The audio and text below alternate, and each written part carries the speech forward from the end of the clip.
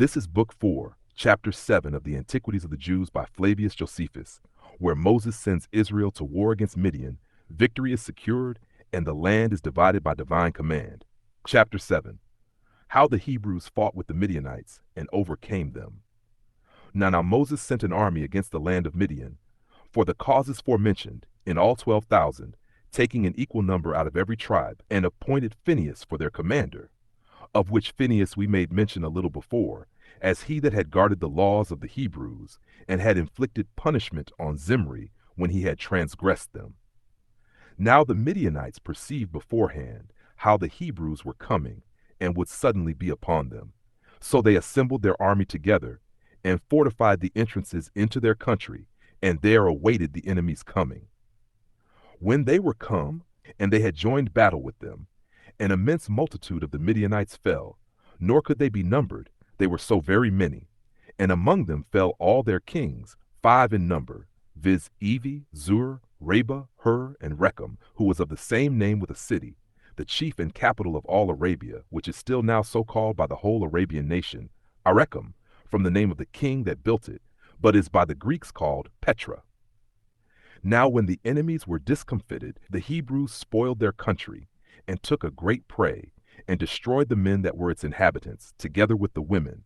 Only they let the virgins alone, as Moses had commanded Phinehas to do, who indeed came back, bringing with him an army that had received no harm, and a great deal of prey, 52,000 beeves, 75,600 sheep, 60,000 asses, with an immense quantity of gold and silver furniture, which the Midianites made use of in their houses. For they were so wealthy that they were very luxurious. There were also led captive about 32,000 virgins. 14. So Moses parted the prey into parts, and gave 1/50th part to Eleazar and the 2 priests, and another 50th part to the Levites, and distributed the rest of the prey among the people. After which they lived happily, as having obtained an abundance of good things by their valor, and there being no misfortune that attended them, or hindered their enjoyment of that happiness. 2. But Moses was now grown old, and appointed Joshua for his successor, both to receive directions from God as a prophet, and for a commander of the army, if they should at any time stand in need of such a one. And this was done by the command of God, that to him the care of the public should be committed. Now Joshua had been instructed in all those kinds of learning which concerned the laws and God himself, and Moses had been his instructor. 3. At this time it was that the 2 tribes of Gad and Reuben, and the half-tribe of Manasseh, abounded in a multitude of cattle, as well as in all other kinds of prosperity, whence they had a meeting, and in a body came and besought Moses to give them, as their peculiar portion, that land of the Amorites, which they had taken by right of war, because it was fruitful and good for feeding of cattle. But Moses, supposing that they were afraid of fighting with the Canaanites, and invented this provision for their cattle as a handsome excuse for avoiding that war. He called them arrant cowards, and said they had only contrived a decent excuse for that cowardice, and that they had a mind to live in luxury and ease, while all the rest were laboring with great pains to obtain the land they were desirous to have, and that they were not willing to march along and undergo the remaining hard service, whereby they were, under the divine promise, to pass over Jordan and overcome those our enemies which God had shown them, and so obtain their land. But these tribes, when they saw that Moses was angry with them, and when they could not deny, but he had a just cause to be displeased at their petition, made an apology for themselves, and said that it was not on account of their fear of dangers, nor on account of their laziness, that they made this request to him, but that they might leave the prey they had gotten in places of safety, and thereby might be more expedite and ready to undergo difficulties and to fight battles.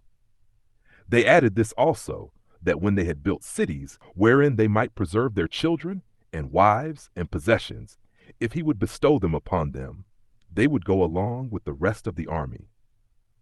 Hereupon Moses was pleased with what they said, so he called for Eleazar the high priest, and Joshua, and the chief of the tribes, and permitted these tribes to possess the land of the Amorites, but upon this condition, that they should join with their kinsmen in the war until all things were settled. upon which condition they took possession of the country, and built them strong cities, and put into them their children and their wives, and whatsoever else they had that might be an impediment to the labors of their future marches. 4. Moses also now built those 10 cities, which were to be of the number of the 48 for the Levites, 3 of which he allotted to those that slew any person involuntarily, and fled to them, and he assigned the same time for their banishment, with that of the life of that high priest under whom the slaughter and flight happened, after which death of the high priest he permitted the slayer to return home.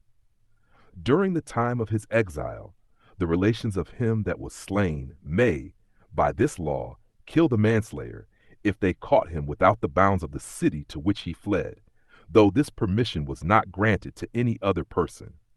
Now the cities which were set apart for this flight were these: Bezer at the borders of Arabia, Ramoth of the land of Gilead, and Golan in the land of Bashan. There were to be also, by Moses' command, 3 other cities allotted for the habitation of these fugitives out of the cities of the Levites, but not till after they should be in possession of the land of Canaan. 5. At this time the chief men of the tribe of Manasseh came to Moses, and informed him that there was an eminent man of their tribe dead, whose name was Zelophehad, who left no male children, but left daughters, and asked him whether these daughters might inherit his land or not. He made this answer, that if they shall marry into their own tribe, they shall carry their estate along with them. But if they dispose of themselves in marriage to men of another tribe, they shall leave their inheritance in their father's tribe. And then it was that Moses ordained that everyone's inheritance should continue in his own tribe. You have just heard Book 4, Chapter 7 of the Antiquities of the Jews by Flavius Josephus. Stay with us as the journey continues in the next chapter.